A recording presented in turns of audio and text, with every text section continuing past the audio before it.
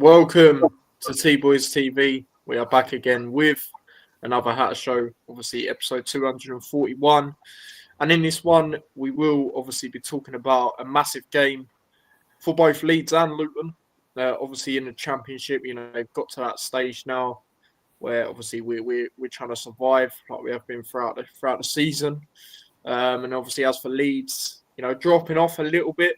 Good opportunity if they did get a win for them to go back to the top. So it's a big game. If we win, depending on other results, it could give us a good boost, going into the game against Stoke on Tuesday. But before we get into the Leeds game, how have you been, Dad? Obviously, you wasn't quite on the last one. Have you been good? Yeah, all good, man. Looking forward to tomorrow's game, man. Yeah, no, it's always felt good witnessing a away win and another away win away from home, Dad. Your quick thoughts on that whole game? Yeah, thought I'd look more structured. Fortunate goal, but we've been due that a bit, and we caused that, and then defended pretty well as we have been doing, and we just we have turned the corner. Let's just hope it's not too late. Yeah, no, absolutely. I mean, like you say, like a lot of Luton fans said, we looked a lot more structured at the back. Even without Naismith in, who we thought would be a massive asset, and he obviously still can be. But we thought he would be the be all or end all essentially of that defence. If we are to stay up this year, and even without him, I know he briefly come on, but you thought he'd come back in straight in for this game. Well, obviously I did as well, and it's one of them where we didn't really need him. Christ has come in and looked really good. McGuinness has obviously had his good moments throughout the season, and Bell probably is still a bit of a worry, but it wasn't terrible in the last game. He just weren't bad or good. He was sort of in the middle, just done what he had to, sort of thing, really. But yeah, going into the game against Leeds.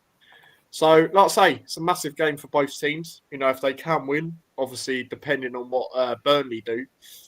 And obviously, Sheffield United, who are playing at 3 Sheffield United. Burnley are at the same time as us, but they got a tough game away at Coventry, which ain't going to be easy. It's a good opportunity for Leeds to maybe be top again for a couple of hours if they did win. As for us, obviously, a win could be massive, like I say, if we were to get that, because it would then mean, we could go up to 22nd, so a place above, but on the same points as Hull and Derby, who are obviously just outside the relegation zones. Again, both of them teams do play at 3. Well, Hull do. I think, Derby do actually away at Swansea as well. So it's going to be interesting. Hopefully we can make an early stamp and obviously get some sort of result out of this game. That would be good. Obviously Leeds have had a bit of a spill recently, but insight going into it, Luton have won one of their last 12 league games against Leeds, which isn't obviously great. Drawing 3, losing 8, beating the Whites 5-1 in the Championship in October 2006. Leeds United are looking to complete a league double over Luton for the first time since the 1991 to 92 top flight season when the Whites won the title. This is decent to hear from Luton side of things. In March, only Burnley with 13 and Sheffield United with 13 picked up more Championship points than us. Obviously, we picked up 10, who have won 3 of their 5 games, drawing 1, losing 1. It is 4 more than Leeds picked up 6 during the month. So, look at that as well. Leeds go into this game 43 points ahead of Luton Town, 81 points versus 38 points. They're most ahead of an opponent before playing them since the final date of the 2018-19 season, which was against Ipswich, when despite being 55 points ahead of the Tractor Boys, they lost 3-2. So you see the history books there, the team that is quite far behind can get a result against them. Since the start of last season, Leeds United have scored 25 Championship goals in the opening 10 minutes of games, 11 more than any other side. 3 of their 7 goals within March were scored in this time frame. So, that's a pretty good stat. I think in a reverse game, even though we don't want to, you've got to look back at that sometimes when you're playing teams again throughout the season. And from us, we were still put a system with Rob Edwards too long, but you even look at that game, we gave them too much time and space, and it was so easy. I remember the early stages of that game, them on that left-hand side, it was way too easy for them. I think even that game, we put Burke as a right wing back, actually, and then he had to come off because he was injured, if I remember rightly. So hopefully we don't quite do that again. Obviously, we do have Jones back for this game. So for me, it'd be ideal to put him back in for this game, seeing that he can do a bit of both, especially, better than Burke can, let's be honest. So yeah, we shall see. But obviously, it was a little bit of a different circumstance then. From our end, obviously we didn't have Bloomfield. Obviously we didn't have the new signings as well. So it's at Kenilworth Road. We know we can make it hostile, and it's a good opportunity. 12:30 kickoffs as well. Obviously, if you see the preview yesterday with the Leeds fans, they were saying they struggle early kickoffs, and I heard earlier, I don't think they've won at all in an early kickoff this season. So, the last one I can think of was Portsmouth, and they lost that 1-0. Yeah, they probably should have got a penalty in the game, but it's not guaranteed they would have scored it. So, you've got to look at that. Got to look at our form. As much as they are, unbeaten in their last three, they've had two underwhelming draws. Let's be honest. QPR away who are sort of floating, sort of nothing to really play for. I mean, if they did win tomorrow, they'd probably cement their place in surviving. But, compared to how they were doing earlier on in the season, not quite at the start, but then they had a really good run. People saying they might get playoffs. In the end, they've dropped off a bit. Not a great result drawing. And then you look at Swansea, that was obviously disappointing, from their side of things, especially the manner of the goals they conceded. Whereas our draws have been better. Again, we should have beat Middlesbrough. Realistically, we should be coming into this game with 3 wins in a row, in my opinion. Obviously, beating Cardiff, good win in the end. Middlesbrough, we should have scored. And then, obviously, the whole win, we it was a well-worked defensive performance. So, you look at that and you think, we're both unbeaten in the last 3, but you'd say ours has been better. Especially with the expectations they've got. It sort of reminds me of us the year we went up, but the year before, in the sense of, they've been up there, they were in the playoffs. Now you sort of expect them to, establish that place at the top. And they are falling off a little bit. Obviously, the Melier conversations as well. Farker's come out and said they're going to play Darlow, who's obviously only played 3 games for Leeds. When he's played for Leeds, he's not been too great. He does start for Wales, so it's not like he's proper raw, but he is a bit older, and maybe I see it going 2 ways. It can either go like it can just work, because he's more experienced, there's not pressure on him, or there could be a lot of pressure on him because, he's been sort of thrown in essentially, and it could work to our benefit, to be honest. I mean, I did watch him a bit when he was at Hull. I thought he was decent. Obviously, he was at Newcastle once upon a time as well. He weren't too bad there either. But it's an interesting one with this goalkeeper conversation. What do you make of it, Dad? I think it's one of the things. I think you just got to persist with the guy. Do you know what I mean? Like, we had Kaminsky being called out for. So we had Ethan. Very similar situation actually. Ethan was like that, but we persisted with him, and we still got over the line. I just think, although he said, "Oh yeah, I told him in the beginning of the week," so it helps him and that. But the fact that you've dropped him, I mean, what are you going to do? Keep Darlow now for the rest of the season, or are you going to just play him for this one game, see what happens, and then throw Thingy back in, knowing that you basically took him out the far end line? So I don't know. It's got big potential to backfire. That is, it's one of them things for me. Like, it's like you're trying these extra things to, because they've had the hoodoo before of, bottling it, and things like that. So personally, I think it could backfire. The guy's only played 2 games this season, I think, in cup games. Weren't great in them. So, I don't know. It's got big potential to backfire. The guy's only played 2 games this season, I think, in cup games. Weren't great in them. So, I don't know. It's got big potential to backfire. I think it could be backfire. You know, we people were calling for that with Kaminsky, put Shane goal, do this that. For me, like them putting Darlow in goal is similar to us putting Krul in goal. I reckon. Um, so yeah, it's going to be interesting to see. Um, you know, because it's an intense game. You know, it's business end of the season. You know, we've got a lot of confidence at the moment. You know, best form of the season. Um, at home, the fans will be on it.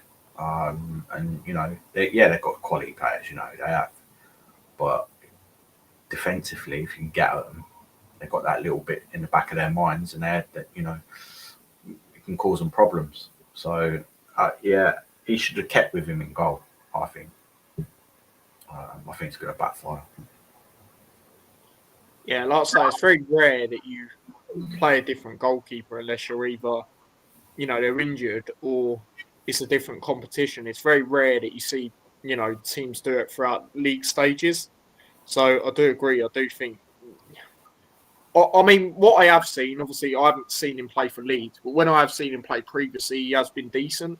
I do think, especially when you look at Hull, right, for example, just as an example, they get great outfield players. Look at the players they've had over the last couple of years, Carvalho and all that.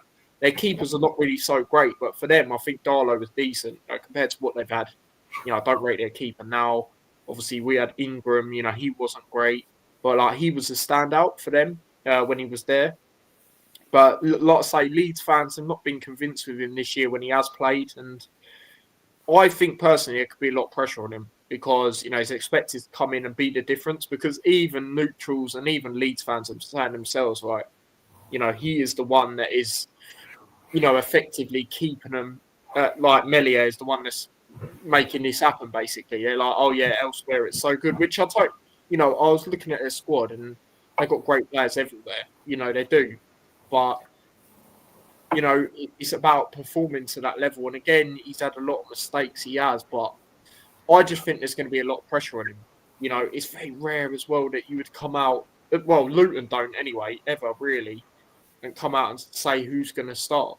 I just think it's a bit like you're putting too much expectancy on him. I think it's the word I'm looking for, and I think it could age well. And either way, I think we should still plan how we would if it's Melia, in the sense of get on the keeper at corners, get Elijah on him. I think tomorrow, I'll be honest, whoever was in goal, I think tomorrow is a great opportunity for Elijah to score because, yeah, especially in Melia, we see what he's like. But even if they play Darlow, just act like it's Melia in goal. Keep that pressure, be on him on corners, getting your head on stuff and that because I think tomorrow's a great opportunity for him. And people are still frustrated because he hasn't scored. However, I do think his performance, like I said the other day, was better against Hull. I thought him and Morris were much better. Morris's hold-up play was effective. Elijah was unlucky when he hit the post, and he weren't terrible, whereas before he'd have fluffed it over the bar and it'd have just been crap, But the other day I thought he was all right. So, yeah, we'll obviously get into lineups and that in a bit, but we'll go through some comments for now. Big up to Paul. He says, evening all. Big up to yourself, mate. Hope you're well. Big up to Jackie as well. Hi, Daz and all. Hello, Jackie. Hope you're well as well. James says, come on town. Beat Leeds tomorrow. Obviously, that'll be good for you guys. Hope you lads are doing well. Yeah, we're decent, mate. Hope you're well. Good to see you on here. But yeah, that's that when it comes to that. We'll get into the lineups now that we'll go with for this game. So, as for me, I'll start off with mine. I think we'll stick with the same formation. I think we have to really, because it is working, let's be honest. Like you said, Dad, on the last one you was on, people were saying about the back three. Originally when Bloomfield come in and we weren't quite winning games and, he's made it a lot more steady, shown that he can play with a back three. I've had my doubts with the back three, but that was just the way we was under Edwards. With Bluefield, it's looking good, without the main one who a lot of people would say being in it, in Naismith. But yeah, Kaminsky in goal. It goes without saying. Hopefully it's a performance like Hull, in the sense of when the ball's coming up to him, he can command it well because that was unbelievable. You know, the diving headers as well. It was sick. It was good. It was great to see. Because obviously, you know, I'm a big fan of Kaminsky anyway. Despite the criticism he's got this year, Makoso, you got to stick with him. You know, he's been on great form. Be harsh to drop him, in my opinion. McGuinness, very good in the air, as we know. Stick with him. And then I've put Naismith in. I've took Bell out. I just have my worries about Bell, really, because we know when he comes back, sometimes he just gets injured. And I was surprised he started against Hull. You know, I thought he would be the doubt anyway, and Jones would be in, but obviously it was the other way round. But yeah, Naismith, put him in. A lot of people saying, "Oh yeah, but it'll be Dan James probably against Naismith." But I'd rather that than Bell. People say, "Oh, Bell's got the pace and that," which yeah, he does, but I think Naismith will be able to defend all well. If you've got the know-how, which I'd say Naismith has better than Bell, yeah, I think we could be all right there, to be honest. You know, it's not like you haven't got any pace in that back line. You know, Makoto's got pace, so you know, you can always use him. But yeah, and then my five, essentially, Doughty on the left, goes without saying. I'm putting Jones back in. Obviously, you know, he's been training, you know, all week, and he was a doubt for Hull, and obviously he was out. But I think it's a great opportunity to put him in. I don't want to see Burke at right wing back because I just don't like to see it. If I see Burke, I want to see him as a centre back. I think it's really risky playing him there. We played him there against Leeds last time, and we know what happened. So, no thanks. And then the three in midfield, stick with it. You know, some people may be sad about putting four in midfield, but then that means one striker really, unless you're playing a 4-4-2, which we're not going to do. And you've got to stick with them for me. The only other one I could maybe see coming in is Chong. I haven't been impressed with Lamine. He's got a lot to learn. Don't get me wrong, but if there was a disappointing player against Hull, I'd probably say it's him. I just thought when he come on, he was sloppy in possession. To be honest, Walsh was decent. The only thing I will say about Walsh against Hull is he did give away a few fouls, but passing and that he was good. Clark was really good, tackling. You know, he was up there for me. He was quality yet again, showing why he is one of the best performers this year. And then Asgard winning a lot of fouls for us. And he reminds me of Chong in ways, in the sense of he wins a lot of fouls, drives at players, did have a shot, well, did nearly get an assist from Morris, when Morris obviously put it over the bar. But yeah, stick with that. I think you've got to stick with that. And then two up front, I have got Morris and Elijah. Now, again, people go, oh, but they're not scoring the goals. I thought they were both better against Hull. While Morris's first chance in the first half, he should have done better. But other than that, his hold-up play was good. You know, he done better. Elijah, unlucky, hit the post. Who else is there? Brown's injured. Nordas obviously come out of his season. And even then, when he come on against Hull, other than that cross, he didn't really do too much. Ali, he was struggling against the Hull defenders, in my opinion. And he's not tall. I want to see him out wide. Like me and my dad have said, you know, if we're going to use him, do him light for Doughty or Jones, someone out wide, in my opinion. So, yeah, I'm going to stick with them two. If Brown was available, I probably would go Morris and Brown. But with him not being available, that's what I'm going to go with. And even then, I know a couple of weeks ago I was saying Jones up front. But then again, if you put him up front, that means you're putting probably Burke wing back, which I don't want to see. So that's what I'm going to go with in this game against Leeds. Jackie says, yeah, agree with that. A lot better without Bell. Exactly. And the thing that worries me about Bell is, you know, shout out to him because he did get his 150th appearance for the club. You know, that's brilliant. You know, it's a great milestone for him. And, you know, the year we went up, we said he's the most improved player in our opinion.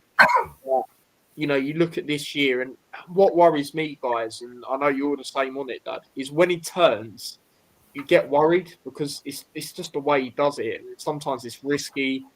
He can be sloppy in possession. You look at the Cardiff game where he gave the ball away. Yeah, I mean, I want a bit of experience there in Naismith. And again, some people might stick with the same back three, which is fair enough, you know, but I want that experience there, to be honest. Yes, he hasn't got as much pace, but it doesn't matter always. You know, look how much before we got Naismith, we were missing Lockyer because he's not the fastest, but he's got that know-how. Do you know what I mean? And Naismith does, and he could have a decent game if he starts. And we got to use Naismith soon because it's not any time soon, but we have got Bristol City, and obviously he won't be able to play against them. So, let's use him. Like I say, you have them worries about Bell when he's playing and also the injuries. He has got injured a lot when coming back from Jamaica. He hasn't quite yet, but I wouldn't be surprised.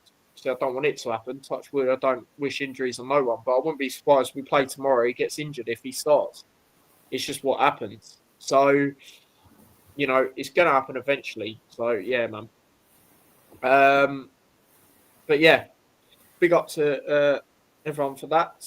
But yeah, that's my lineup. Dad, are you here? Yep. All right. I was only asking. The camera's off. Your lineup. There you go. So basically, mine's the same as yours, but I've got Bell. Fair enough. And the reason that I've gone with him, so to speak, he has got that. They've both got experience, but I'm saying I worry. I think he might be. Is it going to be Monto down his side as well? I do worry. But He'll probably come on. Yeah. no, I think Naismith is more of a centre, and the only way that we won't go with that is if we do go forward at the back, which we could do. We've got the players to do it. So I'm thinking that Bell will probably start. And then, keep the three central midfielders. For me, you've got to. Obviously, they're going to look to utilise Chong. But that's our strongest lineup at the end of the day. So I think we're going to go with that. But we've got good options off the bench now. That's the key thing. We've got Chongi back. He can go anywhere in that midfield. He can even go up front for me. You got Ali. You got Bowler. So defensively as well. Burke, Hashioka, Mengi's going to be on the bench. We haven't mentioned. He's probably itching to go and participate, but we're not going to risk him. But I think he could come on in the later stages if we're doing all right, or we're trying to keep a point or whatever. But we revert to four at the back, But yeah, that's why I think the lineup probably will be. Can't see there being any changes up front because they did both. We got to realise as well is that defensively it's been improved. There's no doubt, no question about that. Three at the back doesn't work. Three at the back doesn't work. It's worked under Bloomfield. We've got consistency, consistent, midfield and things like that. And you can see it building and certain things working. Kaminsky's now coming out for, they've been told to do different things and doing it in training. You can see it's working. And Morris's hold-up play was excellent. And that's what he was good at before, but we weren't, do you know what I mean? We resorted to pumping the ball up long to. You can see the structures there. That's like the final piece of the jigsaw, if that makes sense to me. Everything else is kind of clicking. It's just the scoring goals. I think that will come into clutch. So that's the lineup I'm going with. Yeah. No, I mean that's fair enough. Like you say, it has worked. I'll say, I mean, mainly it's not really Bell's performances for me. As much as I haven't really been impressed, it's just more, like I say with him, like he comes back from Jamaica and he'll get injured, and it hasn't quite happened yet, but you just know probably it's going to happen at some point. And like I say, also with us eventually playing Bristol City, obviously Naismith won't be able to play in that. So that's why I just say it, But other than that, yeah, for me, nail one will be Jones coming back in because he has just played there. He's been training, when we have been training during the week and, obviously got his FIFA card in person and that was great to see. And yeah, he'll come straight back in. And you know, I was talking to earlier to someone. You look at them fullbacks, wing backs as we play. You know, you're always probably going to go Doughty and Thingy when we play that because they can do a bit of both. You know, Burke can do a bit of both, but he's not great at attacking as Jones, for example. Doughty's, you know, Doughty essentially, and there's not really anyone else that can quite do it. You know, you look at Hashioka and that. If we're seeing out a game, you know, they could definitely do it defensively, but they're not as good going forward as like Jones, for example. So, yeah, that's also what I'll say on it. When it comes to that. But before we get into score predictions, something else I do want to mention, and I'm sure you've seen it, Dad, because it's been going around everywhere. Leeds fans are having a bit of a meltdown because the referee is apparently from Sheffield. He might support Sheffield Wednesday, all we know, you know. But is it because he's got Bramall in his name? They think he's a Sheffield United fan. But yeah, basically he's the referee, and they're having a meltdown, saying they could get robbed. You know, that just links back to everything else. It's almost like they're looking for excuses if they do wobble. Do you know what I mean? And that all goes back. The energy goes back to the stadium, the fans, and everything. Like, do you know what I mean? So yeah, just don't look into it. He could support anyone. You know, he's not proven to be, you know, a certain fan or this, that, and the other. Of it, you know, it's just they're just sort of looking for little things that ain't there, and that's what starts happening, and that's what messes you up. Yeah, I think you're going to see a good game tomorrow. There'll probably be patches where the commentators are going, you know, you'd think teams are at the other end of the table. That's what I reckon. But anyway, yeah, that's what I think of it. Yeah, no, like I say, he could literally support anyone. But yeah, I think they're just trying to latch on to stuff. Like, let's be honest, they just like, yeah, they got the quality all round, but they ain't been good enough the last couple of games. They haven't. You know, I watched it obviously not live because I weren't. See, I was at the whole game, but I see the highlights. You know, some of the goals they were conceding was just crazy, really, and they are known for doing this historically. And you know, if I'm being honest, you know, I'd like them to get second, to be honest, but or you know, win the league. But yeah, they're just having their moments. And again, you know, they cannot. And I don't think any of their fans, from what I've seen, but they cannot go into this underestimating us despite our position, because at the end of the day, like you said, Dad, it's business end of the season. You know, it's a big game for both teams. You know, and we're on decent form. You know, you'd argue our last three results are better than theirs. So, yeah, look at that as well on top of that. But yeah, it is that time, Dad. I would say massive game. Another 12:30 kickoff. This time it's at home, Kenilworth Road. Leeds fans will be going up that away end, probably putting it on TikTok like they all do. But yeah, how are you feeling about this game, Dad? Can we get a result going into that Stoke game, which is another massive game? Yeah, I feel definitely confident. I think it'll be similar to the Middlesbrough game in certain ways, except it will, we'll get a result this time. You know, a win, maybe, possibly. I think you just got to play like that, put it on them, put pressure on the keeper, nullify their attacks, frustrate them, get in their faces, and just fight for it. And where he can, show that bit of skill, confidence. Passing it around, do you know what I mean? The midfield. This is I go back to continuity of the team, of the squad. You know what I mean? I think we'll get a result. I'm not going to go quite for the win though, but I'm going to go for a 2-2 draw.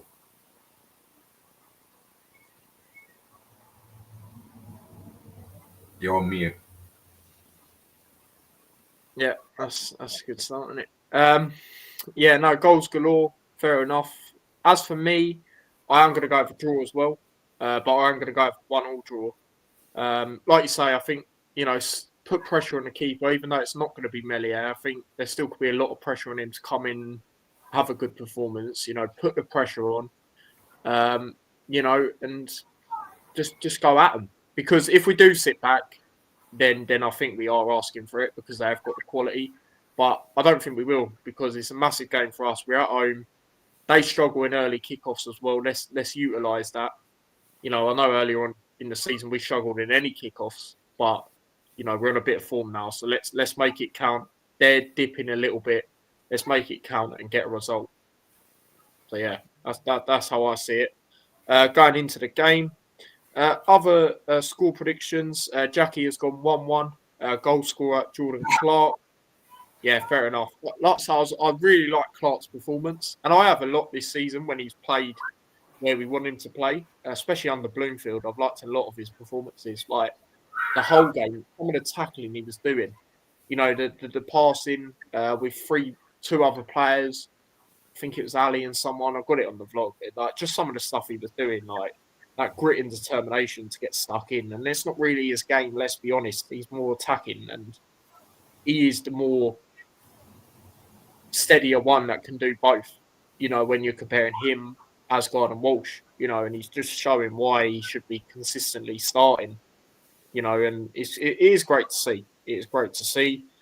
Jamie is obviously hoping for a win, being a blade for Luton. He's gone 2-1 to Luton. That'd be a very good win. Like I said, I'll take a draw, but if we get a win, that's massive. And that is very good because, like I say, we will be on the same points until they play, depending on what they do as Hull and Derby.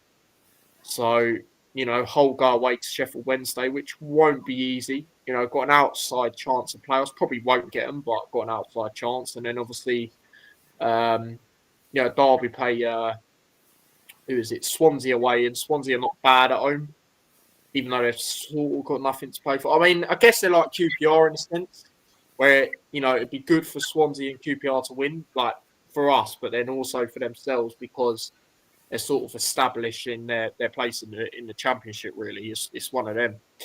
And then Paul's gone 2-1 to Luton. Elijah and Asgard. Like I say, I think it's a good opportunity for Elijah to score tomorrow. I do.